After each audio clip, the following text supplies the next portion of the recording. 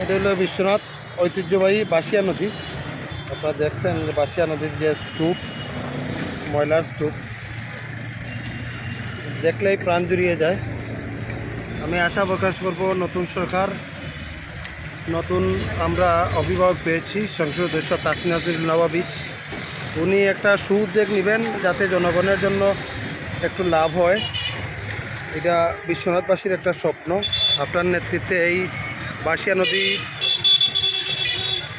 বাসিয়া নদীর উপর থেকে দুর্নীতিমুক্ত হবে, খনন কাজ শুরু হবে, আমরা এই প্রত্যাশা করি। তো দেখছেন কিভাবে এটা নদী না, এটা ময়লার স্তূপ হয়ে গেছে, আর নদীর হয় নাই, দূষণে বিলীন হয়েই গেছে। এখনই উদ্যোগ নেওয়ার, এখানে একটা ওয়াকওয়ে করা, আমরা আশা প্রকাশ করব বাসিয়াতে একটা ওয়াকওয়ে হবে, সেই প্রত্যাশা এবং দুয়ার